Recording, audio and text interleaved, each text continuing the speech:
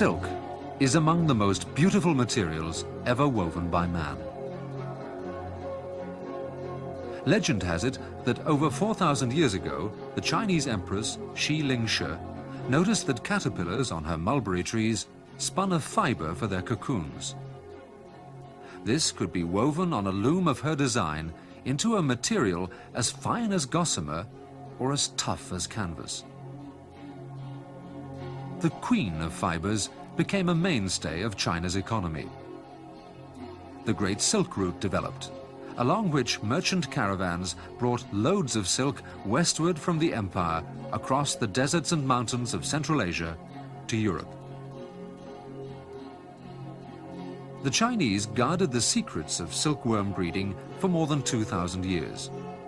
Imperial law demanded death by torture as a punishment for those who disclosed them. But around 300 AD, knowledge of sericulture began to spread. According to legend, eggs were concealed in the headdress of a Chinese princess who brought the secret to her husband in India. 2 Persian monks carried another batch of eggs out of China, hidden in a hollow cane, and presented them to the Emperor Justinian, who founded a silkworm industry in Byzantium. These prints from the Kangxi book depicting sericulture date from the 16th century. Today, China is still the world's major producer of silk.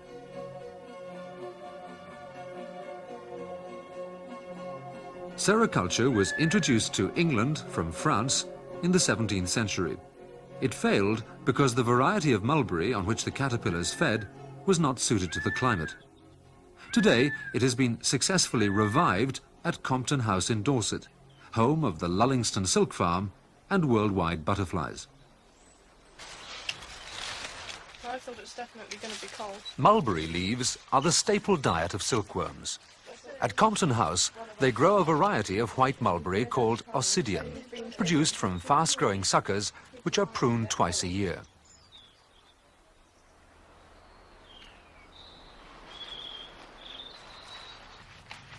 Plants grown under polythene help to extend the silkworm season. Out of doors, they don't produce leaves until late May or early June.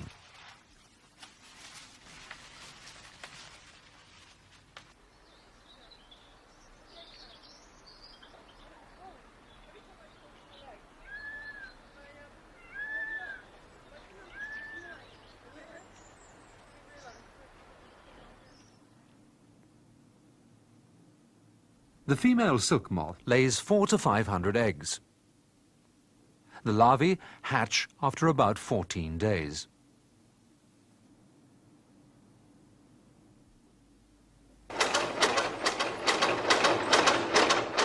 The young caterpillars grow rapidly on a diet of chopped mulberry. When they get older, they'll be given whole leaves to eat. The 12,000 silkworms here at Compton House devour 20 sacks of leaves a day. The larvae have 4 to 5 weeks of caterpillar life, most of which is spent constantly eating. They will shed their skins, including their jaws, 4 times to allow for growth. By the time they are ready to spin their cocoons, their body weight will have increased a staggering 10,000 times.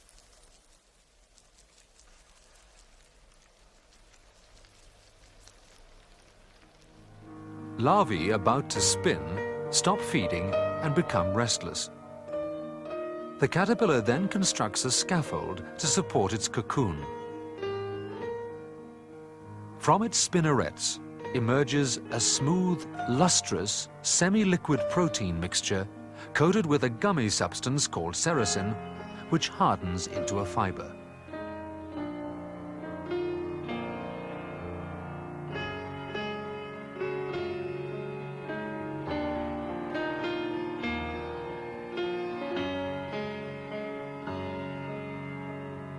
Night and day, the caterpillar spins, moving its head in a repeated figure of 8. The making of a cocoon requires at least 150,000 turns of the head and usually takes 3 days.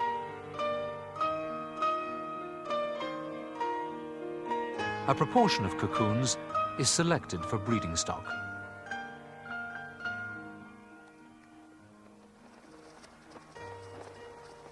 Having broken through the pupal shell, the moth secretes a liquid enzyme which softens the cocoon and allows it to emerge.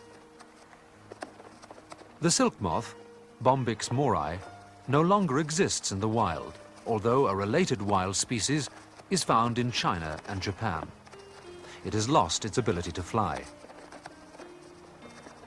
The sericin, the natural gum that keeps the silk tightly bonded, temporarily dyes some cocoons yellow. This color will be removed during the processing.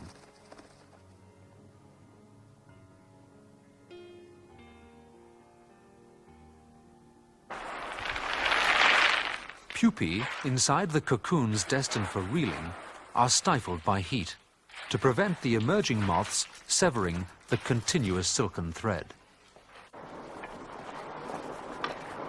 Before spinning, the dried cocoons are boiled for a few minutes to dissolve the sericin.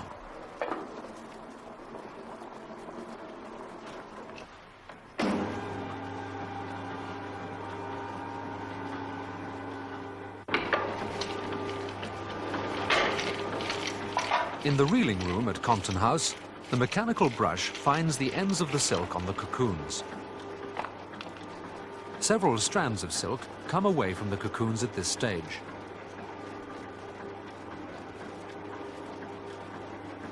They are removed until one strand remains, which will run continuously for 2 to 3 miles.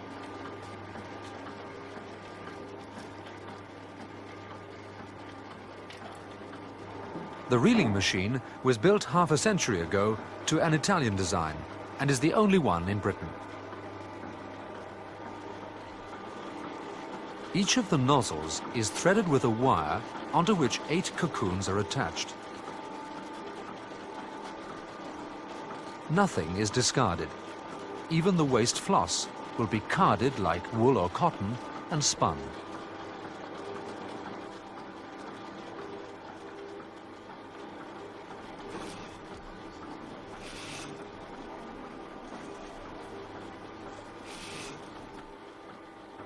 The 8 threads which form the yarn are not twisted, but run in parallel. The gum or sericin, dissolved but still present in the silk, will fuse the strands together. The strands are fused at the crossing point, the water driven off, and the silk polished.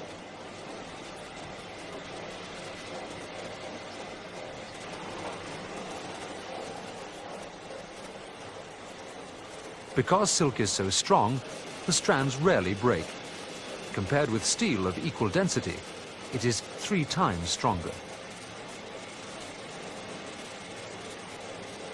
In China, pupae are eaten stir-fried with garlic and ginger. At Compton House, they are fed to the resident peacock.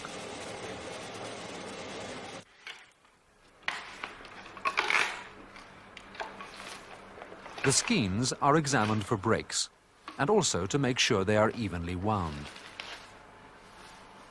The Lullingston Silk Farm is unique in producing wholly English silk for special demand, for ecclesiastical garments, and in particular for royal occasions.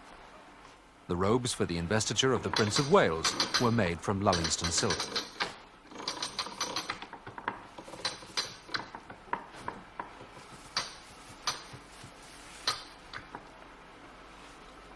The winder binds the skein into a compact hank. Each skein weighs approximately 2 ounces. A bundle of 5 pounds contains 40 hanks and is known as a book of silk.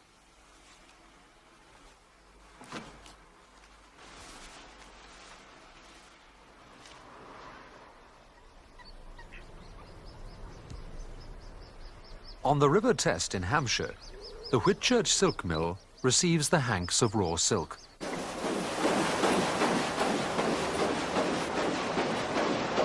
This area has been a centre of weaving for at least 900 years. A weaving industry, by the test, is mentioned in the Doomsday Book. On the upper floor of the mill, the skeins are placed on the bobbin winding frame. The 27-foot frame holds 27 skeins. In an atmosphere more reminiscent of a 19th century cotton mill, the skeins of silk are transferred onto bobbins.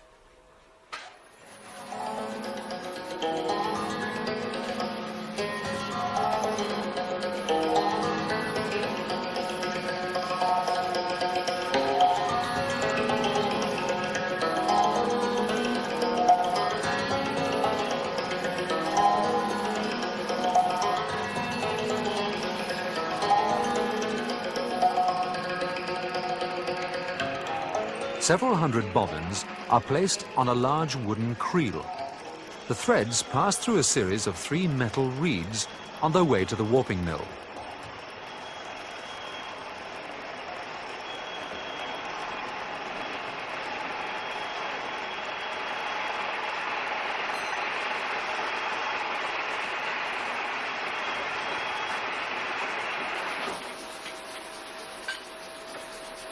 The reeds help to keep them straight, in the right order and correctly spaced as they are wound in sections onto the warping mill.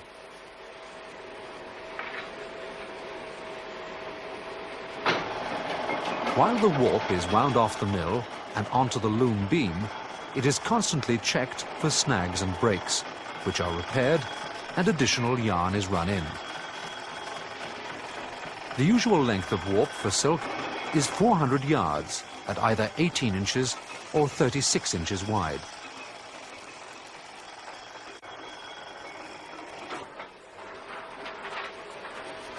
In any piece of woven material, the warp threads run along its length, the weft across. The quills are also wound with yarn for the weft. They will fit inside the flying shuttles of the looms.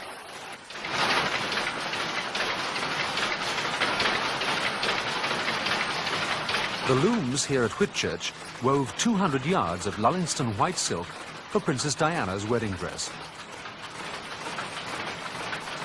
Other centres in England and Scotland weave imported silk, but Whitchurch Mill is solely responsible for weaving the silk produced by Lullingston silkworms.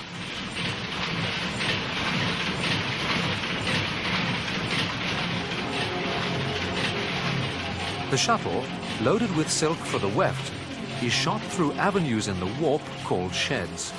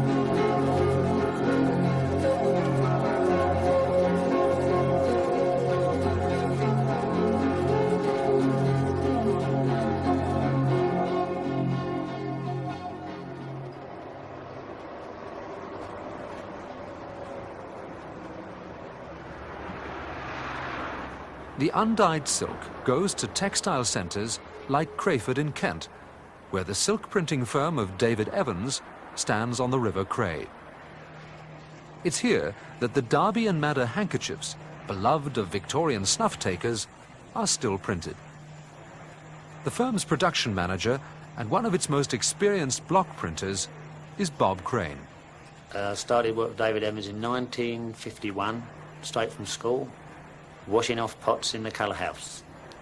Most lads couldn't get an apprenticeship as a block printer unless their dad, their uncle or their aunt or even their mother worked here.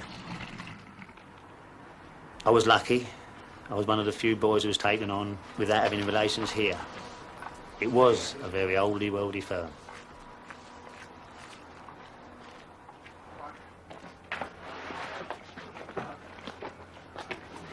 It comes into the company from either China or the north of England, woven in its raw state. If it comes from China, it's supposed to come in prepared for printing.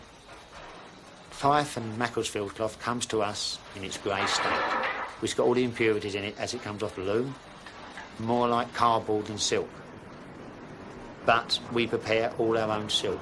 Everything is boiled out in a very, very hot solution of soap and other chemicals so that it is pure and clean and what we call virgin silk time it leaves there.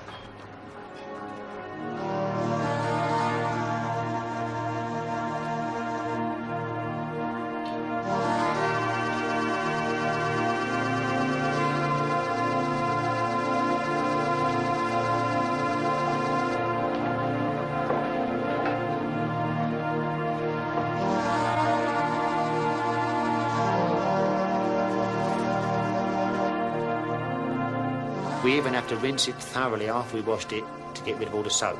Any residue that's left in it will resist colour.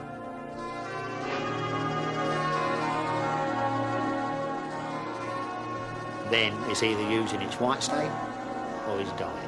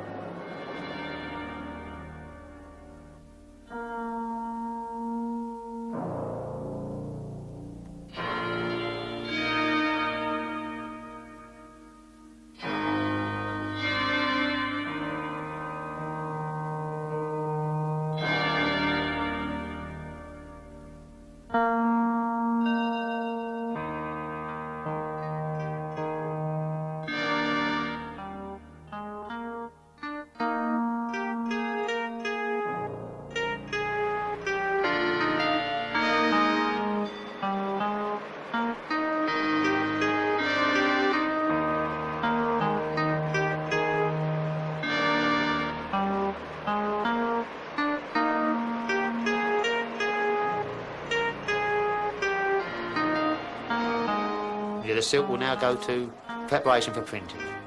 You imagine it's been boiled out, knocked about with, dyed, creased up, put over a winch, hung up to dry, spun dry in some cases. It's all like a washed out dish rag. Well, the Stender machine is a series of clips running round on a can. Cloth is fed in one end and it can be pulled out to various widths.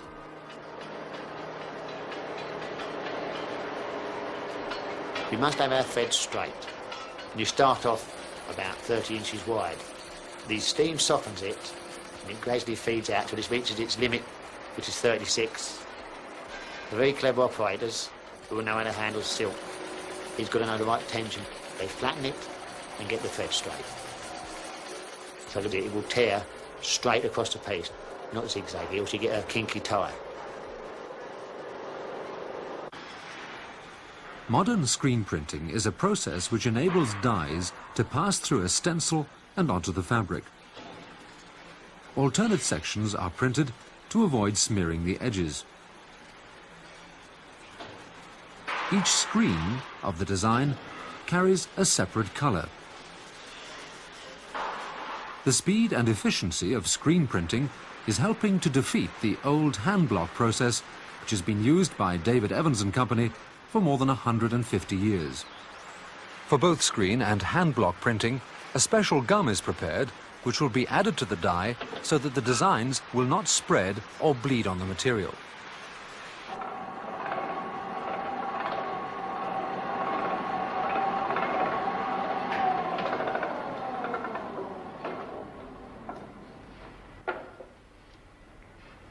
Morning, Jack. Oh, Darryl. All right? That's mate. Jolly good. Another bucket Busy of over gum, mate. Yes, ever so busy today. Well, they get another one on quick, I think. Yeah, I would if I was you. Probably want another one after lunch. Okay. What do you think of a good tip for today, Jack? Anything to give us? Well, I ain't had a look at them properly yet, but Mhm. sort out plenty of speak. Yeah, well, don't forget. Done all right yesterday. Did you? Yeah, a couple of Come up all right, did it? Yeah. How much did you win? Fiver. Did you? What, Lovely. couple of, innit? Oh, yeah. Better than losing, mate, isn't Yes, it? it is, yeah. Okay, I'll see you later then, Jack. Right. Ta, mate. Ciao.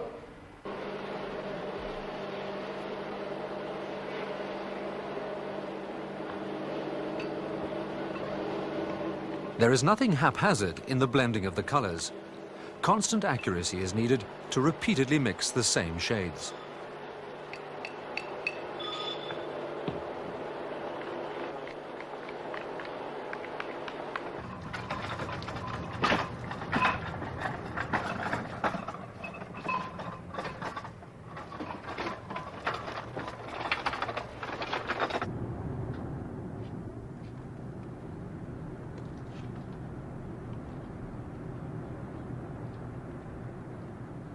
Wally Harrison is in charge of the enormous library of hand-printing blocks.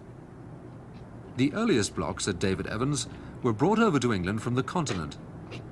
Some were part of a ransom which the French dispatched on a raft to England in exchange for money to pay the Prussians to lift the siege of Paris. The origin of many blocks is unknown, since the records of the collection were destroyed during the Blitz. A few strongly suggest the influence of William Morris, who lived nearby. They evoke in this quiet place a memorial reverence for past generations of fine craftsmen. Oh, what do you want this lot, Josh? Oh, well, you could leave them under the bottom arch, please, Ron, if you don't mind. I do. The tables varied in length. But, The biggest one I worked was a 19-yard table. I've got a bit of a loose Normally they were made of brick legs, very solid. Then they had a limestone or concrete slabs, which are very, very flat. The flatter the surface, the better. I'll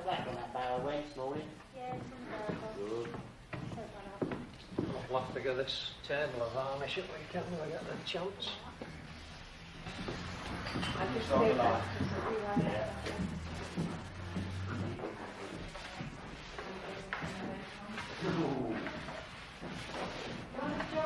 When the table is dry, a gum, suitable for sticking the silk, is spread carefully over the rubberized skin. This, in turn, is dried with a flapper.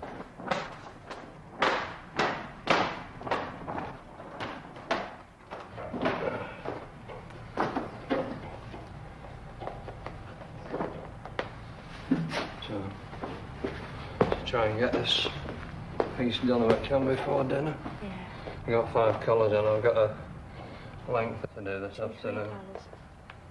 I'll get this one done before dinner. So I'll have to put the skirts on with it. The heated flat iron is rubbed on a piece of beeswax to ease its passage. Did you take that colour down order? Colour order down for me this round? Yeah. What did Harold say?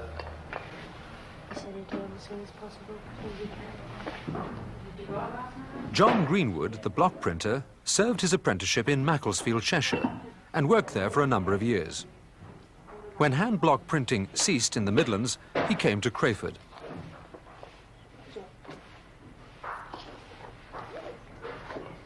This is as tight as I can.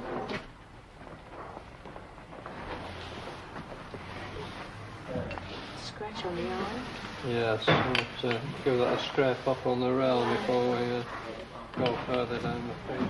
Just got a little bit of a bend there.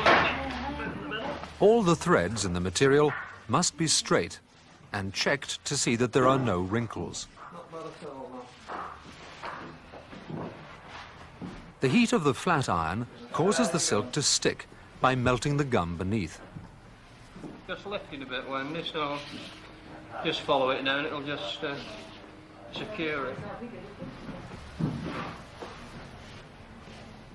Just have to cut that box out of it. It's quite a big box, isn't it? Is it? What's in there? The number 1, or master block, is used to gauge the width of the pattern. It will indicate where the chalk line should be struck on the outside edge of the silk in order to keep the pattern straight.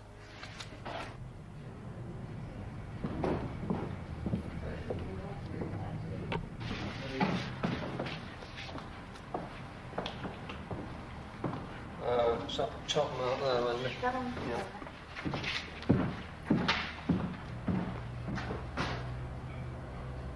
Top mark, Wendy, last two. Okay, John.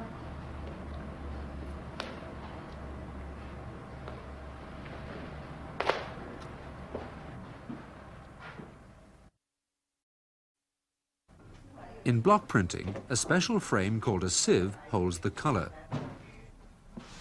Gum is brushed onto the underside of the sieve. This will help it to stick to the case of the print trolley, which holds a mixture of waste dye and gum called swimmings. It acts as a cushion for the printing block. The sieve has a fluffy felt surface to pick up the colour.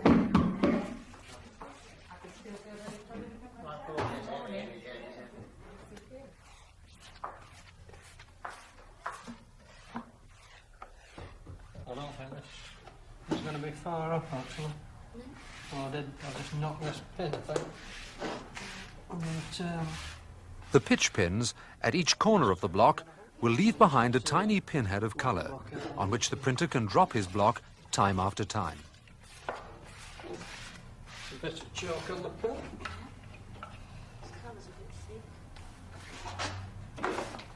Let's see how she prints.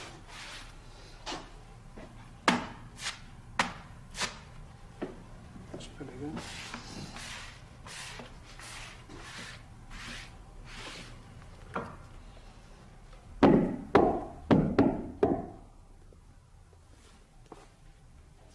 Well, that's pretty good. Just check the joints.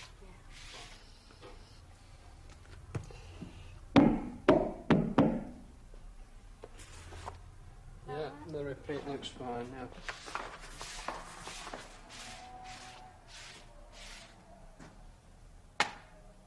It's a nice dip. No wind.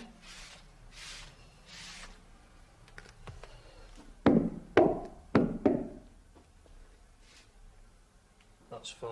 Yeah, beautiful.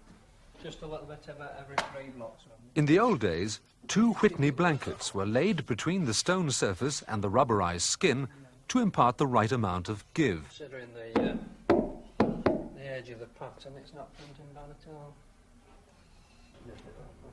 Tira's job is to make sure the printer has got the right amount of colour brushed evenly on the screen, ready for dipping.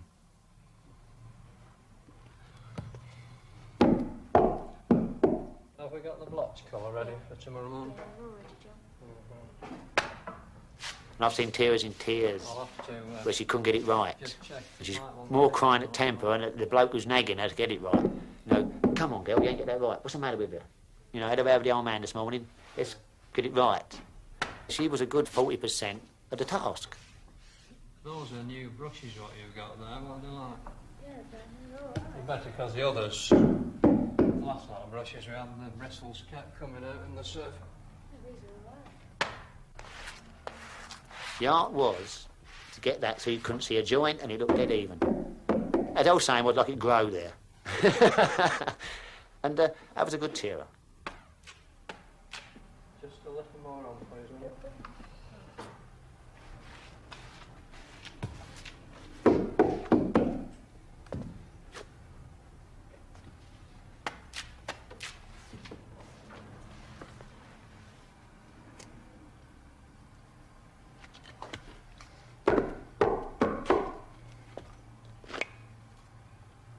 Printers sometimes add a little grease to the colour to make it print more easily. And every printer had his own favourite grease. I'd say, well, put a bit of grease on, love. We ain't supposed to add nothing to colours because the technical department say, you'll change the shade. But I've known blokes put axle grease in it, tallow, margarine. Some bloke used bill cream once, tried that. On the paisley especially, got a lot of fine work in it. If you just dip in that colour, it all pops over. Put a bit of grease on it. Don't tell the technical department this or they'll have me sacked. But it works. Yeah, I had the same girl for 15 years. She'd get a knife in her hand and go, a bit of tallow till it went soft. Scrape it down the side of the sieve, tear it in. Right, we're ready, so off I go.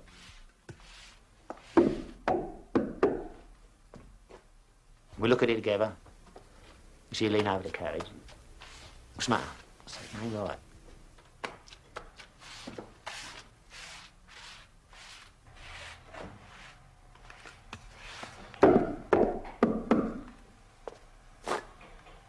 I cheered for one fella, another story. Tommy Whitley, he was a character, never used to look. And he had this design with a big hook pin on it. And I'm tearing away for him. I'd only been a first-year apprentice. And Tommy's going to clappers. And he dipped, and this big hook pin went between the brush and my hand. And I let go of the brush, didn't I? And he's halfway across his piece with this brush hanging on his pin. Heard what he called me. I said, well, I said, you should have looked. Could have got me ear holes boxed. Okay, honey, right. The printed silk is squared off so the next section may be lined up accurately. What's your eyes on this, Wendy?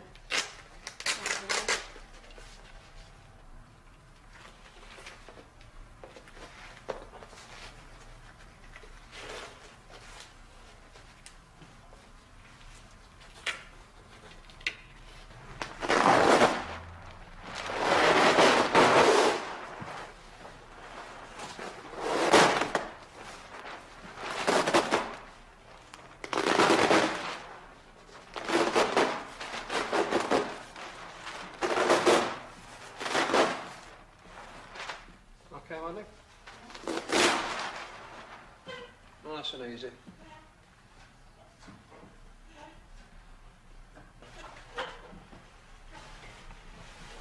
Great care has to be taken not to smudge the colour, which is still wet. The material will be left drying on the rack for several hours. Okay, Wendy, it's fine.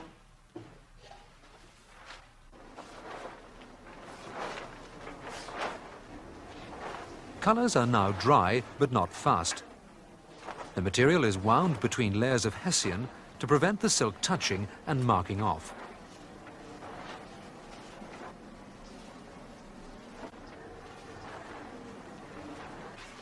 Coming up, the end's coming up. Alright. Yeah, hold it.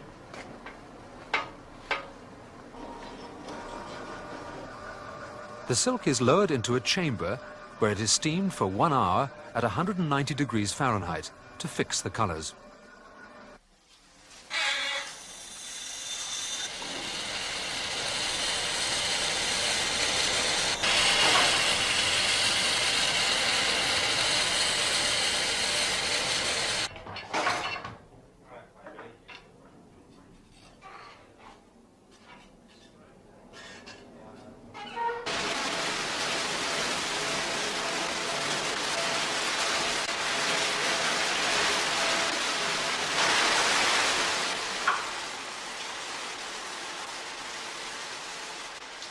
An offshoot of the River Cray passes through the factory and is invaluable for washing the silk, a major reason why the factory was built here.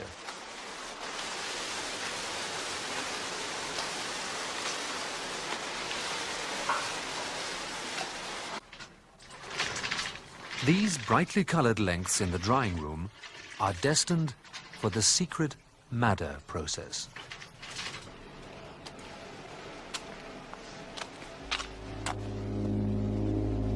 And everybody wants to know how David Evans do their madders. And no one will know. Not while I'm alive, anyway. There's a story about that. The old boy who used to make the madders up, madder dye, passed away suddenly. Very, very suddenly. He wasn't expected to die, but he did. And he took all the recipes with him. He had it all in his mind. And I've seen him when he's doing his vats, dip his hand in the vat and throw it up against a whitewashed wall. And all over his whitewashed wall there's bits of indigo. That's how he tested it. But how can you pass that information on to someone else? He was teaching a lad to do it. He knew the basics. But you imagine all of a sudden a man dies on you and you think, cool, well, how are we going to get over that? But we got it back now.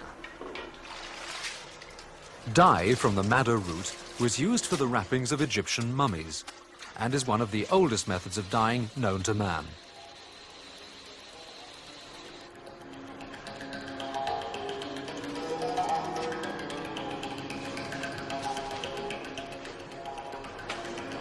Mr. Evans again, going back to his time, he was like the Squire of Crayford. Kept his herd of cows, especially for the madders. And all the apprentices, block apprentices then, used to go and collect all the dung, cow pats, and put them in a vat. And I won't tell you what they done with it, but it was kept especially for madders. Now we've got all these ICI chemicals and who you like.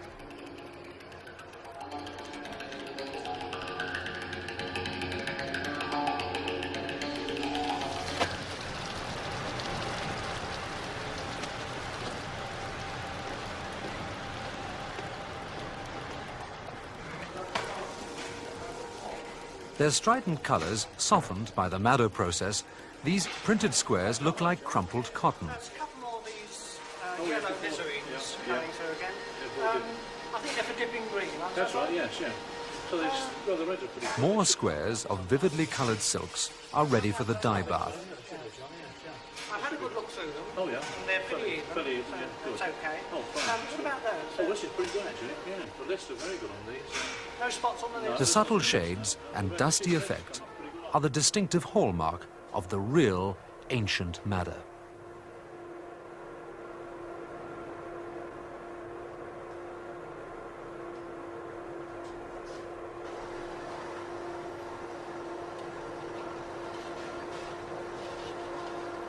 Each customer has their own particular requirement for finishing, which includes resistance to wind and rain for scarves or spot-proofing for ties.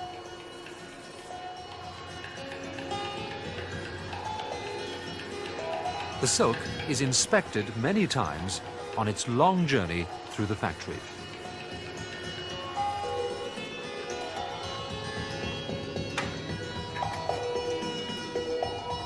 The breaking machine softens any brittleness in the fibres left from the proofing by passing the silk through a series of brass-studded rollers.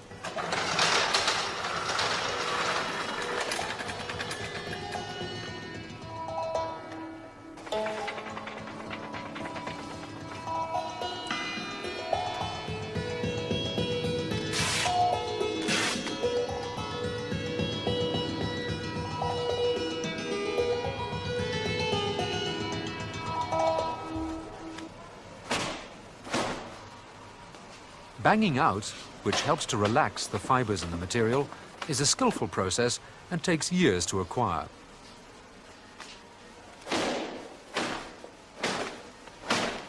The more banging, the more relaxing. The craftsman can tell by the feel of the silk whether he has achieved the right slickness of finish.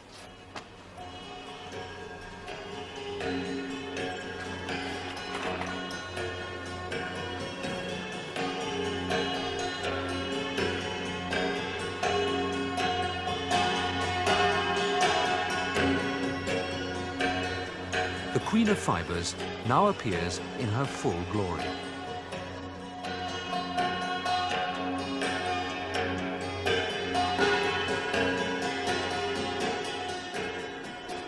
The pattern books in the library display a range of designs which reflect fashion over the past 150 years.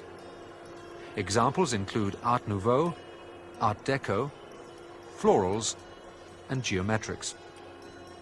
They cover the full cycle of Victorian taste, as well as styles which were popular at the beginning of this century.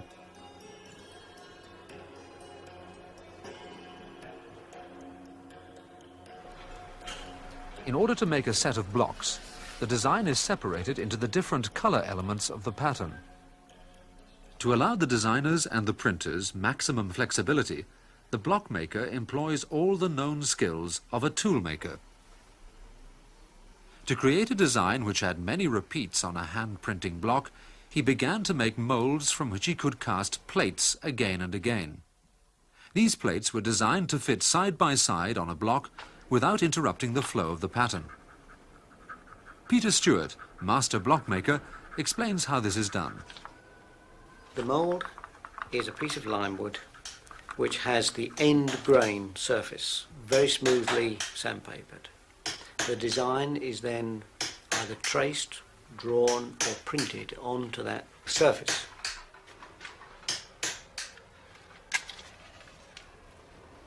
The tool is heated with a little gas jet in a small machine which has got a treadle attachment which enables the part to be raised and lowered vertically. Then when the tool is adequately heated, you burn the design in to the required depth.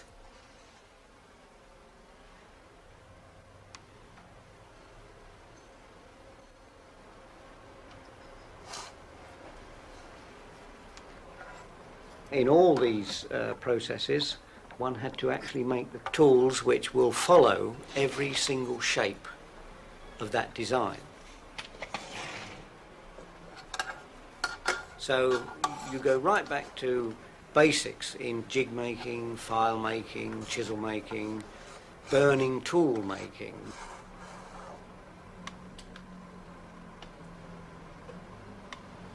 Depending on the complicity of the design, it could take anywhere from a matter of a few hours to 2 or 3 weeks to complete one mould. But at least from that mould you could then cast virtually as many plates as you wanted. Michael Ferris fills the mould with French chalk before casting. This will help to prevent the metal sticking to the wood. A form of pewter, similar to the metal used for typefaces, is poured into the mould, which is clamped to a steel plate whose surface has been tinned. A water jacket cools the mould rapidly.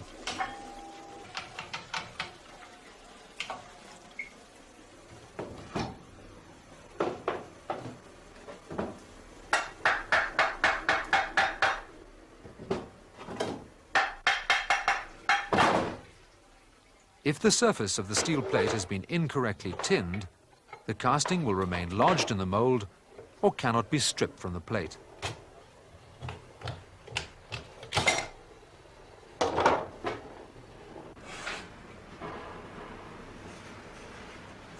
Peter Stewart starts to lay a set of plates onto a laminated block, made up of a pear or sycamore back, 2 deal layers in the centre, and a pear or sycamore face, with the grains running in opposite directions.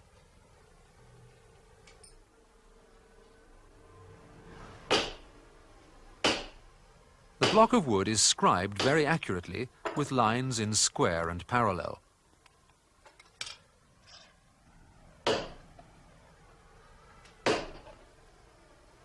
The plate has also had scribe lines implanted on it in the casting. Peter is able to lay the plates in a very precise and geometric fashion, so that no joints show between them.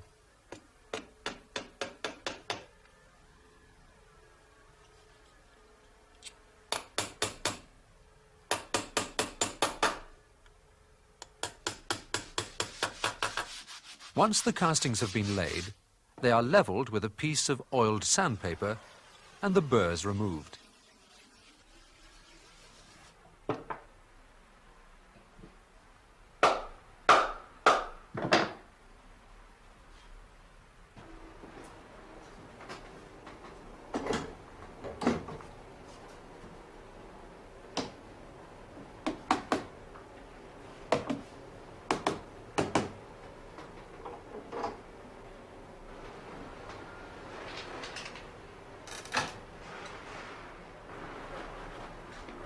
This is the number 1 or master block, carrying the most information on the design.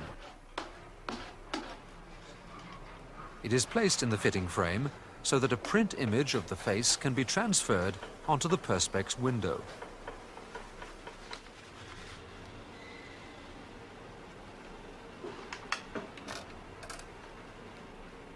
If the number 2 block of this design is going to be of a similar fine nature, another set of plates are cast. In this set, there are 4 blocks, but it varies from a single block design up to 6 and possibly more.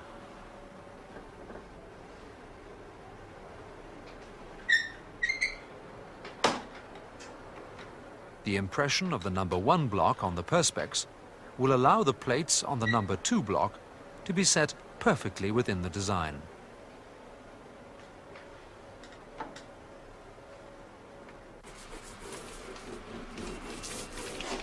Once more, the surface of the number 1 block is coated with an oil-based ink. The impression is lifted from the block with a screen of oiled silk.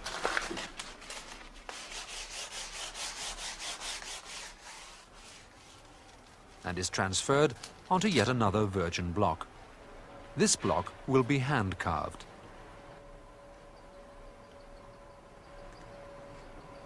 One normally begins to cut an intricate island in the design by starting in the center and working outwards. If the reverse were to be done, there's a danger of collapsing the island in on itself.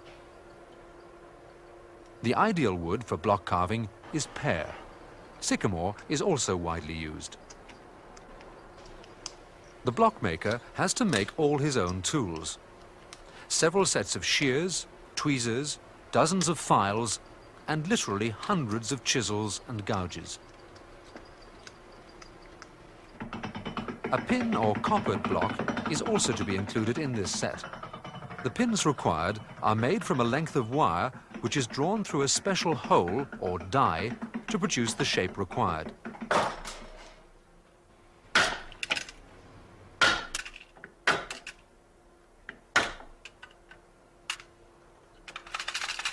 Some pin blocks, like this brass picotage, require thousands of pins and several hundred yards of wire.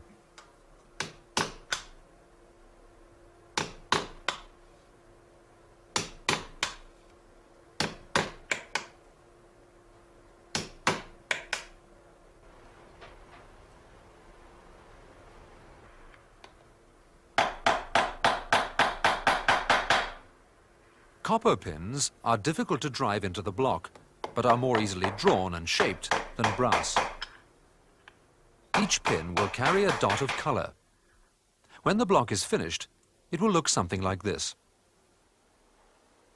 The tool-making aspect of the craft was so complicated and vast that the block cutting became quite secondary to it in some respects. One could easily say that if one was capable of making the tools, one was quite capable of cutting blocks. A block cutter had to have the competence of a carpenter allied to the skills of a jeweller. His work was time-consuming. Often it took him days, and sometimes weeks, to bend and file up the shapes, to prepare moulds, and create designs that had many repeats.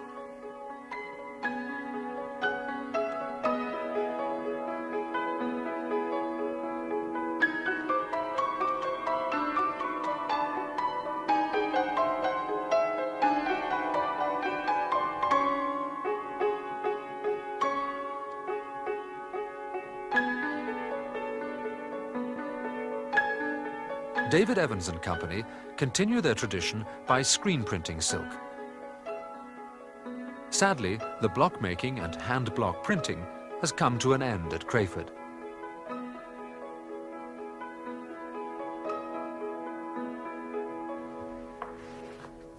For the last 3 months of the block, I was made manager of block printers to try and make it work. We didn't just close the block down as a gesture. We really tried to make it work. And there's a lot of people very, very cut up when we closed it down. You know, there's tears to that degree. They didn't want to see it go. 6 block printers left. And it was terrible because I knew them 6 men were good printers. I'd worked with them, you know, for 20 years previous. But we kept having complaint after complaint of pin marks showing. And you cannot print without pin marks. The customers got so critical. They didn't want to see pins. When I was an apprentice, the old printers used to say they used to like seeing pins. And they wanted to see it, then they knew it was block printed. And that was one of the bugbears that made us decide, well, that's it. Deep in my heart, I'm still a block printer. I love it. But economics is one again. We're run by accountants now, not by craftsmen. It's a shame. David Evans' library of block designs consists of something in excess of 70,000 blocks, totalling some 11,000 different designs. And I would think that if you sat 100 block cutters down in one block shop, it would take damn near 100 years to produce the library we've got now. 85, 90, standing, £90, 90 pounds, tucker, £90, second gentleman, £40 bid, 111 at 40, at £40 at 40, 5.50. At £50 and you... The David Evans Library has been acquired by the Cantrell Collection of textile printing blocks. Christie's of South Kensington are holding the first of a number of sales. It is here at 140. Many of these blocks will be lost to printing forever. A few will hopefully find their way back into textile printing. But whatever their fate, we have seen the last of silk hand block printing on a large commercial scale in England.